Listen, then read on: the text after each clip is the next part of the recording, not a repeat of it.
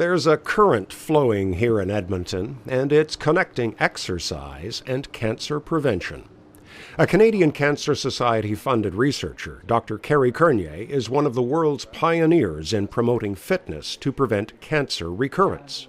And there has been several studies now that have shown that higher levels of physical activity are associated with a lower risk of the disease coming back, lower risk of dying from cancer, and longer survival. And that's been shown in both breast cancer patients and colon cancer patients. So exactly how does exercise help someone living with cancer? We found in one study that breast cancer patients who did resistance training actually completed more of their chemotherapy than those who did usual care. And the more treatments you complete, the better likelihood of success after that. We know that exercise can stimulate the immune function to fight off cancer cells. So there's various biological mechanisms for why it seems plausible that exercise could reduce the risk of the disease coming back. Dr. Kernier contributed to a Canadian Cancer Society booklet on exercises for breast cancer patients.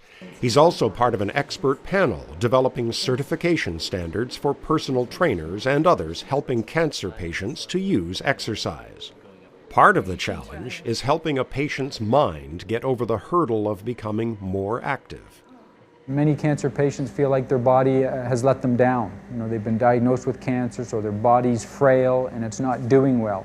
And so they have a fear about getting back into exercise or pushing themselves very hard. And that's a fear that's really important for them to overcome. And they're oftentimes very surprised at just how much exercise they are able to do and how well they feel after they do it.